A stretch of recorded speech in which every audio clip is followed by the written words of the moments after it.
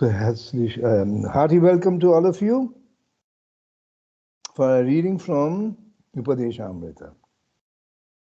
Vandeham Sri Guru Sri Juta Padakamalam Sri Guru Vaishnavanscha Sri Rupam Sagrajatam Sahagana Raghunathanvitam Tam Sajivam Sadvaitam Sabdhutam Purijana Sahitam Krishna Chaitanya Devam Shri Radha Krishna Padan Sahagana Lalita Shri Chakanvitamscha Om Ajnanatimidandhasya Jnananjana Shalakaya Chakshurun Militam Yena Tasmai Shri Gurave Namaha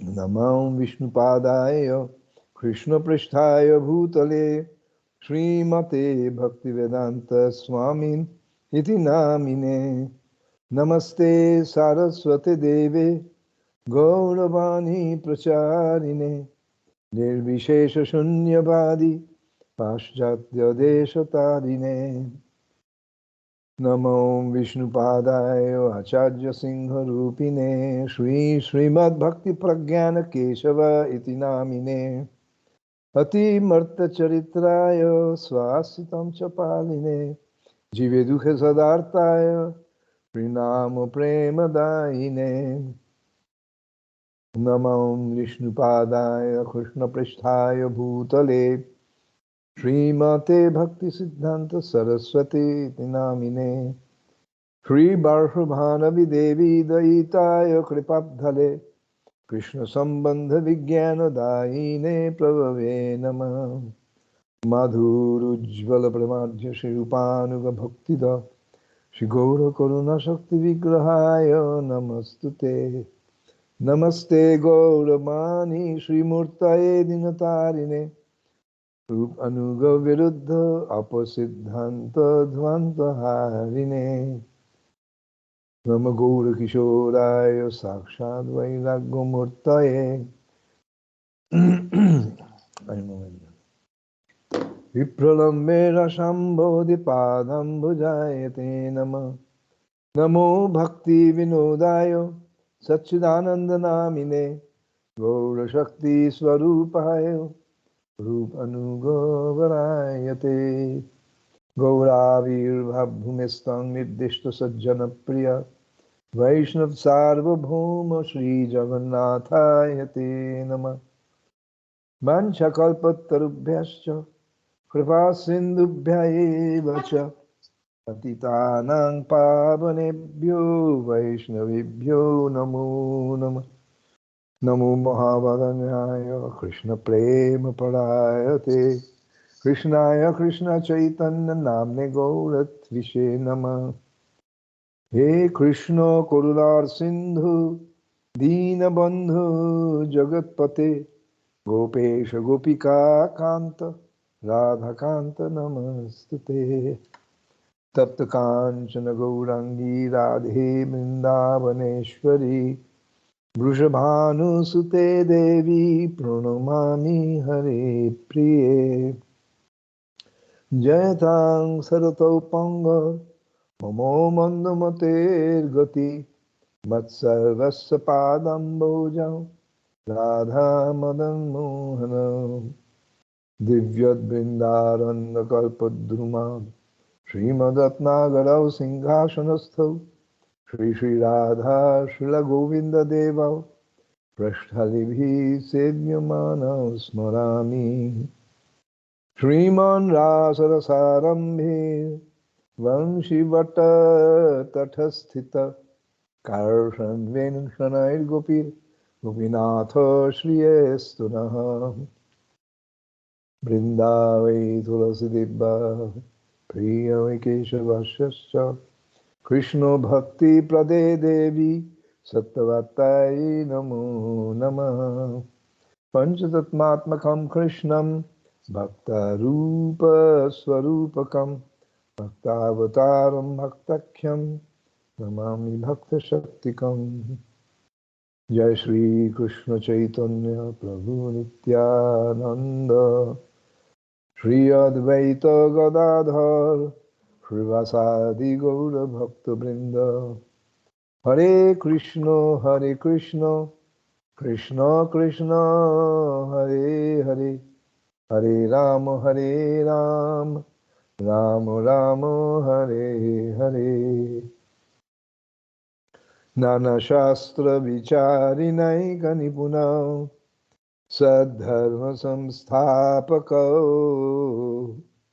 Lokanam Hitakarina Tribhuvane Manya Sharanya Karau Radha Krishna Padara Binda Bhajana Santa Muktarikau Vande Rupa Sanatana Raghujugo Sri Gopalakau Vande Rupa Sanatana Raghujugo Sri Gopalakau. Das uns unsere demutige Ehrerbietung an den Lotusfüße Srila Rupa Gosvami darbringen. Unsere demutige Ehrerbietung an den höchste Persönlichkeit Gott, Sri Chaitanya Mahaprabhu, Nityananda Prabhu, Advaita Acharya Prabhu und alle deren ewigen Gefährten darbringen. Unsere demutige Ehrerbietung an den Lotusfüße Srila Sridhar Deva Gosvami Maharaj, Srila Gurudev und unser achtungsvolles I'm speaking in German. And our most humble obeisances and respectful obeisances for the scripture, Sri Sri Upadesamrta. May they all bless us so that we are able to take these instructions to heart and improve our spiritual sadhana.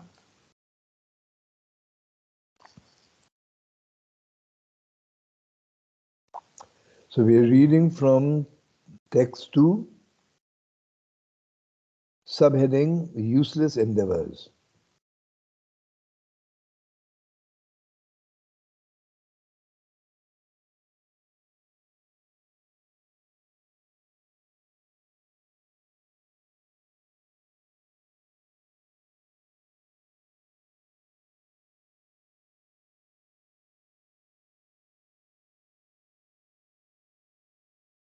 Which page is this?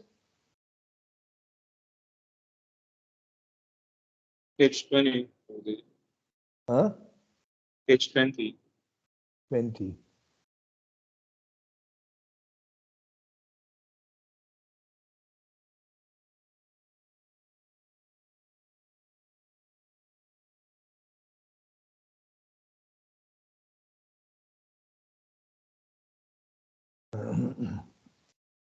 Okay, so there is just a recap. Useless endeavors. It is mentioned in the Bhakti-rasamrita Sindhu that it is prohibited to endeavor, build temples and all these things on a grand scale.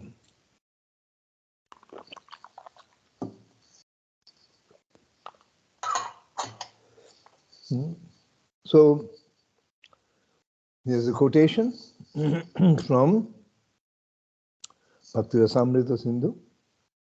Sango tyago vidurena bhagavad vimukhaira janahi shishyadi ananubandhanitvam maharambhyadi anudyamau. One should keep a distance from those who are averse to the Lord, avoiding accepting too many disciples, and not be overly enthusiastic about initiating great projects. So, regarding this point of overly enthusiastic about initiating great projects, it refers to those who does not have enough money and not enough workforce, helpers, assisting. When you don't have men and you don't have money, capital, then one should not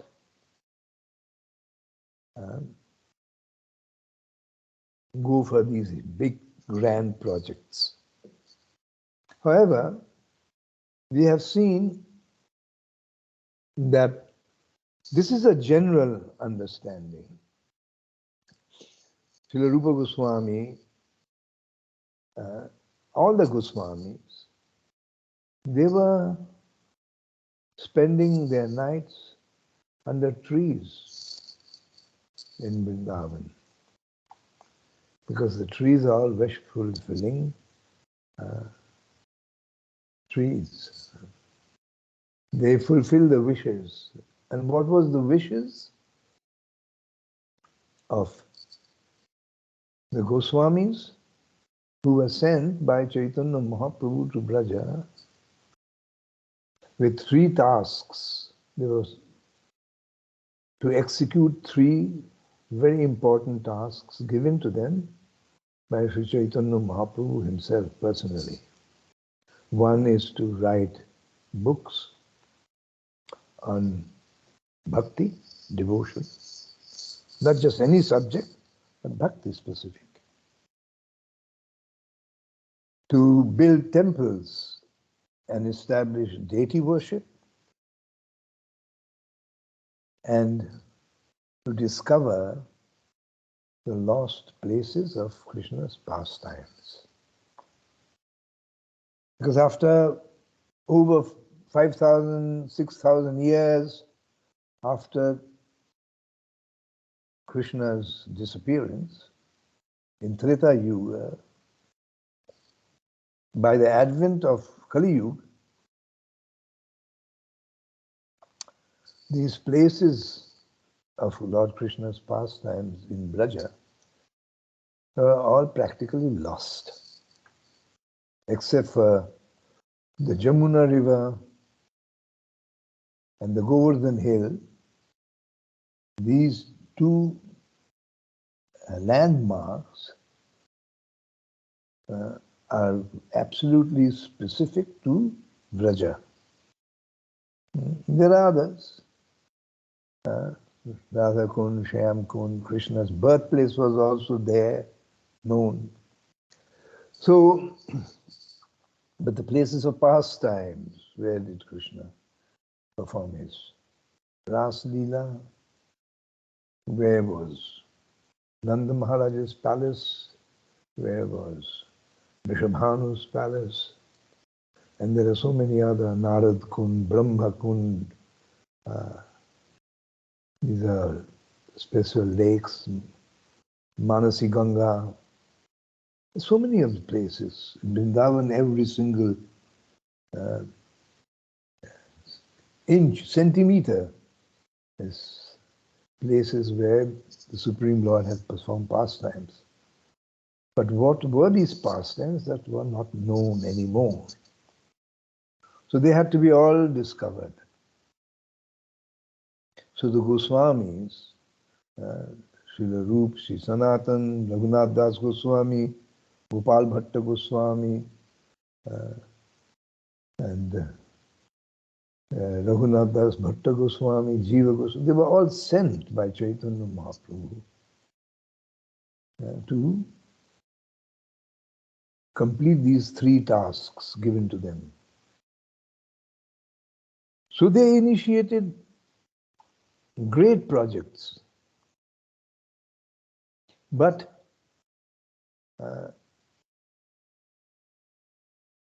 there was enough funds. They did not have to go collecting funds. The funds came to them because, like Krishna says, that for one who is constantly engaged in my service, Anannas Chintayantuman, one who is constantly meditating on me, Anannas Chintayantumam, Je Jana Parjupasate, Tesham Nitya Abhijuktanam, Yoga Kshema Vahamyaham. That for one who is constantly engaged in the service of the Lord safeguards, keeps, maintains what these devotees already have and gives what they lack. What they lack. So the devotees, the Goswamis,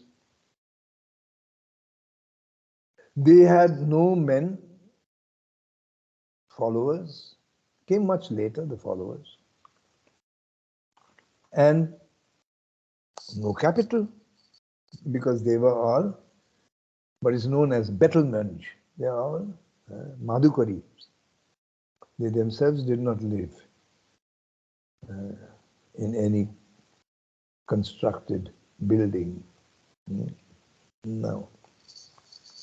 They were spending their nights under trees so that they could discover through meditation the lost places of Krishna's pastimes. So therefore, why is Srila Rupa Gosvami writing this? Because the temple that he built for Radha Govindaji, first of all, Radha Govinda, not Radha, simply Govindaji, in those days the deity of Radharani was not known. So Govindaji appeared in his dream and said, I am here, please take me out of the bushes. And a huge temple was built. The money came. Krishna provided everything. Huge temple, 7 stories temple. As I told you, it was so high that 50 kilometers away it could be seen. So there was a great project. Similarly, Madan Mohan temple also was huge. So these were all great projects, but still, why is it being said? Because if the Lord arranges for everything, then one becomes simply the instrument, tools in the hand of the Lord to perform great projects, because it is the desire of the Lord. Similarly, we see in Srila Prabhupada, by the time it was, he started his movement in 1966, registered, and by the time it was 1974, that is 7 years, he had 108 centers, millions of books, hundreds of vehicles going out every day with book distribution, and huge temples, Vrindavan, big huge temple, in Delhi, in Mumbai, in Mayapur, great projects, as well as the men. The men were sent by his, as Prabhupada himself said, that my spiritual master, because I was following his orders, sent me men to assist me. Similarly, Bhakti Siddhanta Saraswati, Srila Prabhupada's spiritual master, Bhakti Siddhanta Saraswati Thakur Prabhupada, he also had grand projects. In those days, the temple in Kolkata was the biggest of its kind. And most of his disciples, they were sent by Gaur Nitai. They appeared to him And by their mercy, so many very capable personalities took initiation from him. So, not to be overly enthusiastic about initiating great projects means if you don't have the means, if you don't have the means, if you don't have the capital and followers, men, then one should not undertake big projects. And also not make too many disciples.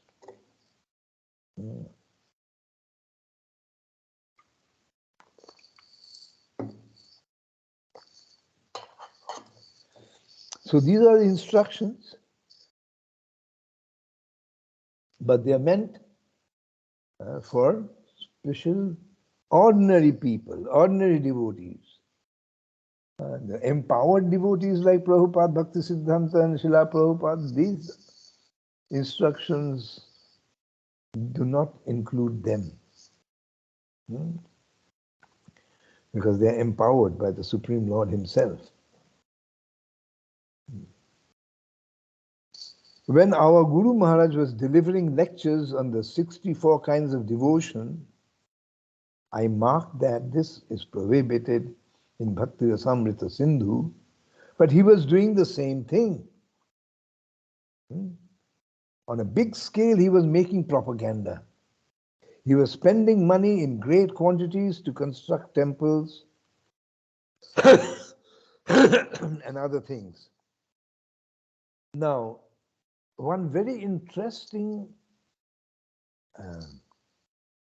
characteristic and point regarding Srila Bhaktisiddhanta Prabhupada, that is the Gurudev, Srila Gurudev of Srila Bhakti Rakhak Sridhar Deva Gosvami Maharaj Gurudev, Srila Bhaktisiddhanta Saraswati, he was doing the same thing on a big scale. He was making propaganda. He was spending money in great quantities to construct temples and other things.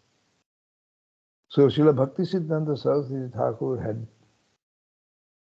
made a vow, never to touch money. And he never touched money. There was no instance where anyone saw him touching money. Yet he was spending money in great quantities to construct temples and other things. So these are all extremely very special devotees, not ordinary. Even amongst pure devotees, they are very special. They are all empowered.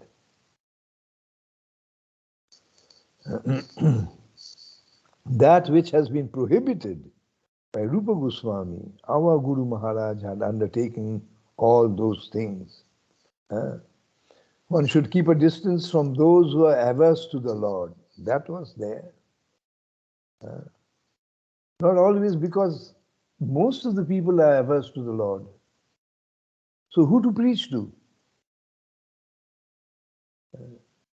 It is these great acharyas, personalities like Prabhupada and Bhaktisiddhanta and his other disciples, Bhakti Rakhak Sridhar Deva Gosvami Maharaj and others, they were preaching to non-devotees who were averse. But by their preaching and by their association, even those who were averse became devotees. Especially in the West, most of the people are averse. Most of the people. So, our Guru Maharaj had undertaken all those things. What would he say when this point comes up? What would he say? If somebody said to Bhaktisiddhanta Saraswati Prabhupada, you are doing exactly what Srila Rupa Goswami said one must not do.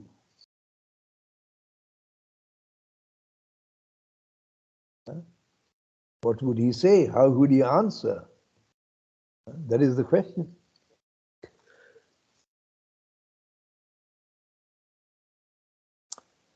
What would he say when this point comes up? He told, this is his answer, he told, cut your coat according to your cloth. This is an old English proverb. Probably also it is also in German, probably, similar. So cut your coat according to your cloth. If you have 2-meter cloth, then you make a cloth, something to wear, which is not more than 2 meters. If you have 2-meter cloth, don't think of tailoring a dress which requires 4 meters. Cut your coat according to your cloth. This is a point of personal capacity. One man can manage an empire and he may find time for much leisure. Another man cannot even manage his own family of 2 or 5 members. The whole time he is engrossed there and becomes mad to manage that family. It is all a question of personal capacity. Ambarish Maharaj, he was the sole emperor of the entire planet Earth.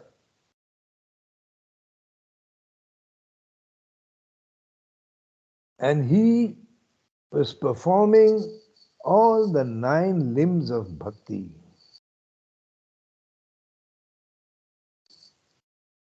Every single day.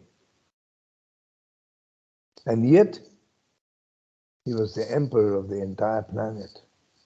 Most powerful personality. Nobody dared to rise up against him in revolt. There are many such personalities. Bharat Maharaj. So, it is all a question of personal capacity. If one can write, like Srila Prabhupada has written 85 books, more, and so many hundreds and hundreds of lectures, which can again be compiled and made into books. How many people can do that? Even in the material world. There's so many authors, they write about nonsense. But has anyone been able to write over 100 books? And not such subject matter. Serious subject matter. So it is all a question of personal capacity. Because such personalities are empowered by the Supreme Lord Himself. So they can do superhuman tasks. Superhuman tasks.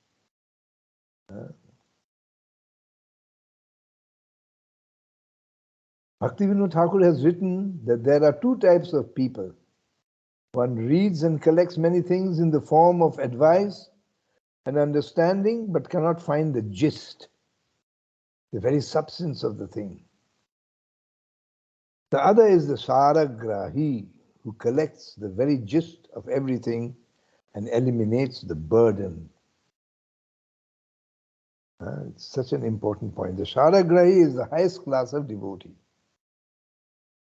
Saragrahi means essence. So Srila Bhaktivinoda Thakur has written, and also now that we are talking of Srila Bhaktivinoda Thakur, just imagine what a personality he was. He was a full-time judge.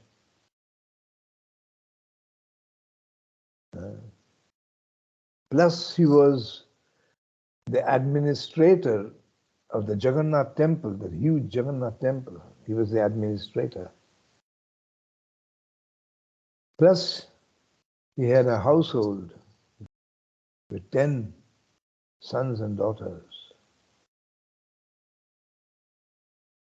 Plus, he has written over 1,000 songs and poetry, and over 20 books. He had started a publishing house and was translating and publishing important spiritual literature all by himself. So these are persons who have a personal capacity which a normal human can never imagine. So Srila Bhaktivinoda Thakur has written that there are two types of people. One who reads and collects many things in the form of advice and understanding, but cannot find the gist. Gist means the essence. They read and read and read. But they cannot come to the point, the essence, which is very small.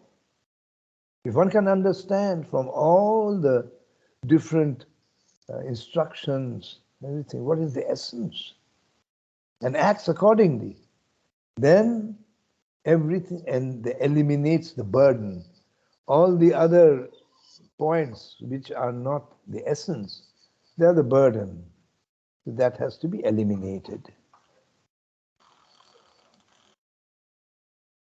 And such a Sharagrahi is the highest class of devotee.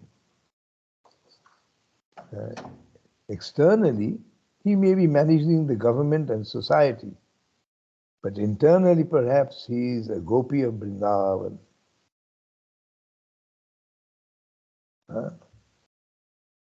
And this is in reference, externally he may be managing the government and society. This is in reference to the Goswamis, and including Bhaktivinoda Thakur was a Manjari. And in the night, when everyone is sleeping, then he goes on a world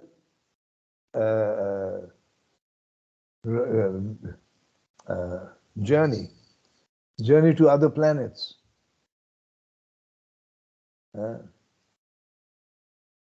Once he was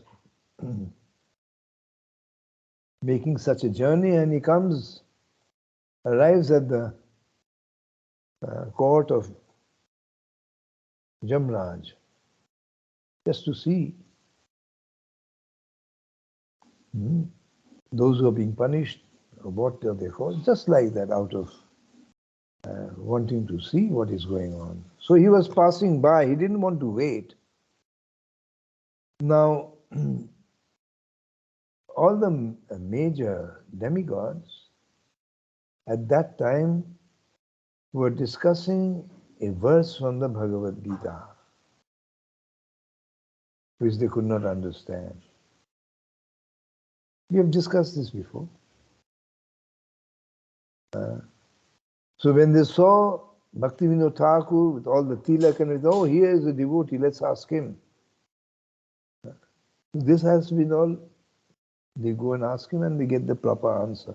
So what I'm trying to say is that Bhaktivinoda Thakur has the time to go on a journey in space. And yet do his government job of being a judge. There he is, another. In externally, he is a government servant, a judge. And internally, he is another person altogether, a gopi, not a gopi, but a Manjari in Vrindavan. The Bhaktivinoda Thakur. He's doing his duty. In that way, externally, he is a king or he is a general. He's fighting. Such a double function one may have sometimes. In Bhaktivinoda Thakur's Bengali translation of this verse, for Upadesamrta, he says, Vishaya prayasa, which means a false errand, an enthusiastic attempt for something undesirable. To prefer life of devouring each another and disturbing each other, that is undesirable. That is Maya. So Bhaktivinoda Thakur is writing his Bengali translation of this verse from Upadesamrita, Vishaya Prayash. Vishaya Prayash means over-endeavoring,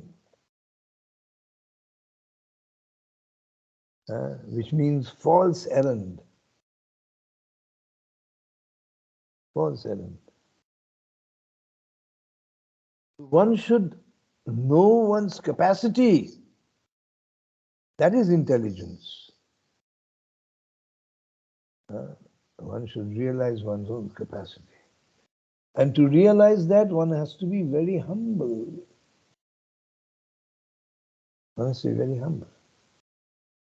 But a materialist always thinks, I am so big, so good.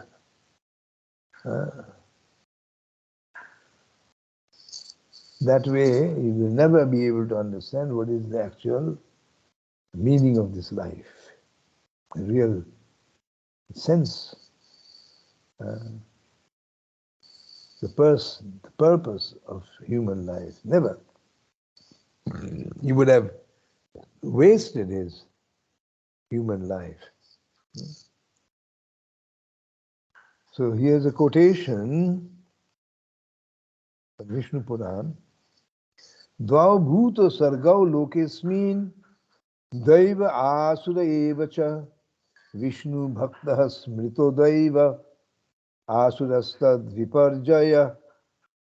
There are two kinds of created beings in this world, godly and demoniac. Those dedicated to devotional service of Lord Vishnu are godly, and those opposed to such service are demoniac. So what is being said here is that the demoniac people are in Maya and they undertake most abominable activities. Most abominable activities. And their activities are always harmful for the entire society, harmful. This is in Vishnu Puran and in Gita. Dvau bhuta sargau lokesmin daiva asura evacha daivo vistarashaha prokta asunam partho meshrinu. Very similar. O Partha, Arjuna, there are two types of people born into this world, the divine and the diabolical. Diabolical means diablo, devilish. I have described the divine in detail. Now listen to me as I describe the diabolical. Gita 16:6. Asura means struggling for closer bondage, and Deva means struggling towards the right direction. Asura means struggling for closer bondage. Bondage means captivity. They want to become more and more captive of Maya Devi. So therefore, they are struggling to become more captive and imprisoned by Maya Devi. And Deva means struggling towards the right direction to get out of Maya's clutches. There are two sections struggling here. One towards the positive, the other towards the negative.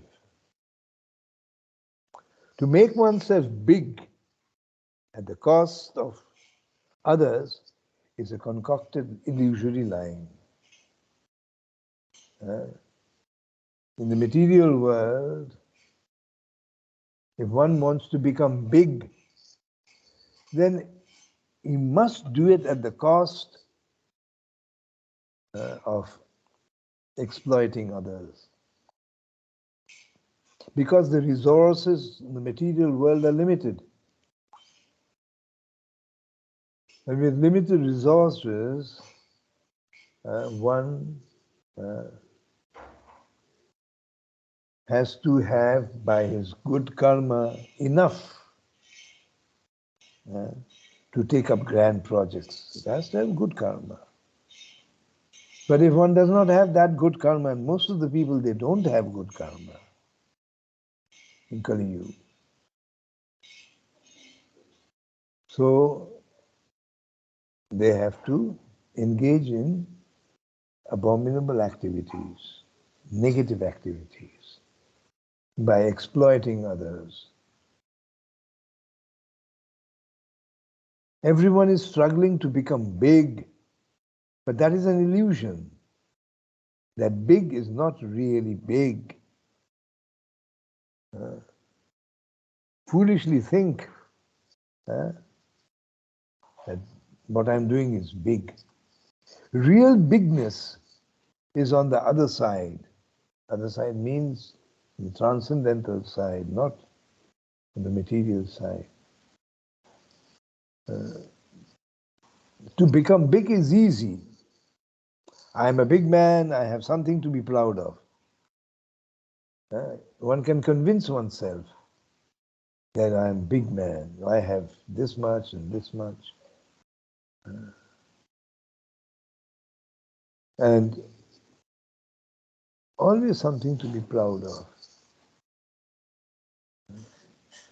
But to accept that we are nothing in the face of the Absolute, to accept this creed in its true color is very difficult. Very difficult. Because everything, my false ego, my mind, my self-respect, my education, everything teaches me other things. So the bigness, real bigness is not available in the material world because it may finish at any time.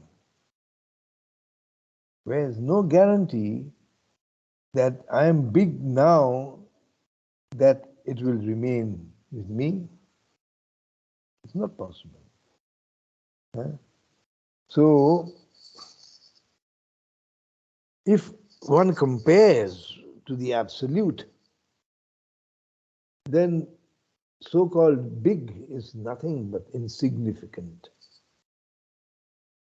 But in comparison to the Absolute means we are not absolute. We can never be absolute. But if we are connected with the Absolute, then all the potency and energy of the Absolute will come to our assistance. Will come to our assistance and can make us do big things. If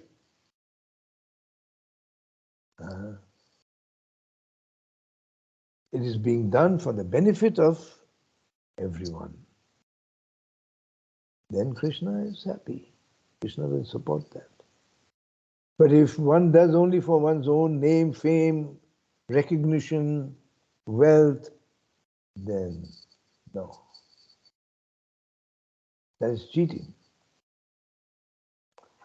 So the Lord will not allow people to cheat others. Unless, of course, that's his karma. So therefore, in comparison to the Absolute, this little bit of success is nothing. Simply nothing. The Vaishnava is also struggling, but to be reinstated into a harmonious life. One may think that, oh, one becomes a Vaishnava, then his material life will be wonderful. Will have no problems, no sorrow, sadness, like that. If one becomes a Vaishnava, then these things can happen by the Lord's mercy. So the Vaishnava is also struggling. He's doing all the activities that any other person will do. But internally he's different. Externally he's eating, he's cooking, he's going to work, and so on and so forth. The devotee is doing the same thing. The conditioned soul, the non-believers, they're doing also the same thing. But there's such a big difference between the activities of the devotees and the activities of a normal person in Maya. So-called normal person.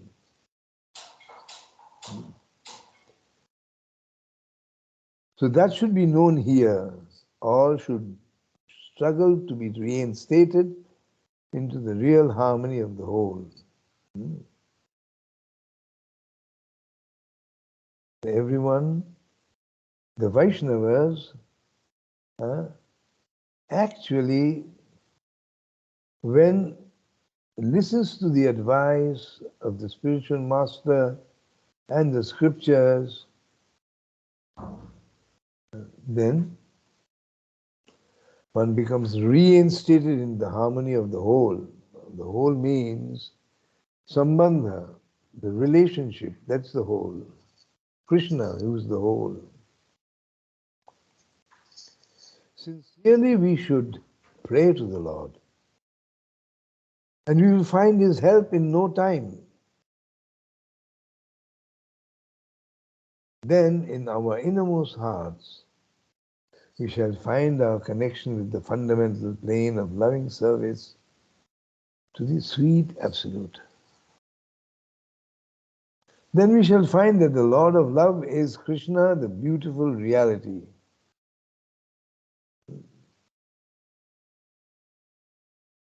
So when one is connected in the innermost, in the heart,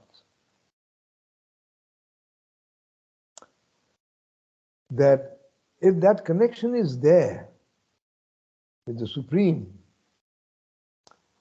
with the whole, harmonious whole, then at the end of the sadhana, the end of devotional service, by end, it is not meant that everything stops. No.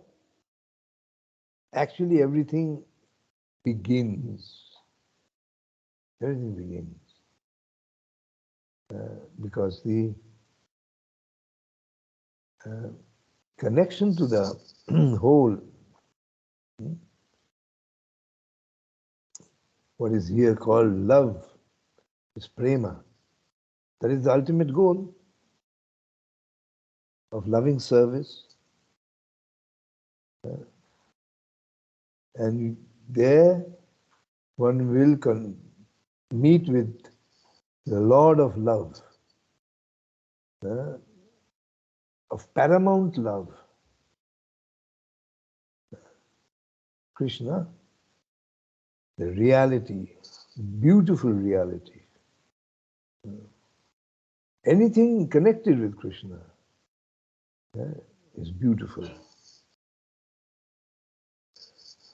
Questions?